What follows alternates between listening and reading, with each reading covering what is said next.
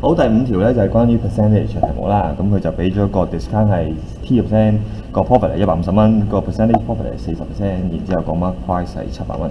咁啊快嘅可以一條式過嘅，咁啊如果慢咧係啦，列翻晒咁多條式出嚟，然之後一條一條慢慢做啦。咁啊 T 個 percent 嘅 discount，咁啊第一條式就係700乘1減 T 個 percent 啦。計完出嚟就應該係佢嘅 selling price S 啦。咁你考試上面就列翻let S 嗰啲啦。咁然之後下一個咧，佢就話賣咗部相機個 profit 係150蚊，咁啊寫翻咯喎，咁啊賣嘅 selling price 減翻個 cost 係150蚊。下一條咧就係個 profit 係40%，咁啊條式就會係 cost 乘1加40%，就會等於個 selling price。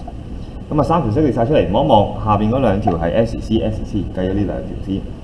咁啊呢度計出嚟應該會係 S 等於啊1.4個 C 啦，第3條式最尾嗰條式。咁啊擺佢上去咯喎，咁啊就會變咗1.4個 C 減 C 等於150蚊。好，咁我計數機，呢邊就係0.4個 C， 呢邊係150蚊。150除0.4計出嚟咧 ，C 咧成本就會係375蚊。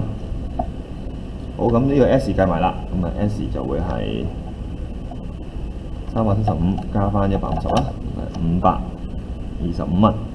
最尾問翻你個 T， 咁啊代翻落第一條式啦，咁啊條式就係700乘以1減 T 嘅 percent， 等於525蚊。咁啊咁樣計數機啦，525除翻700，咁啊1減 T 咧就係1減 T 嘅 percent 咧就會係0.75，咁即係話 T 咧就應該係25啦。好，就係咁。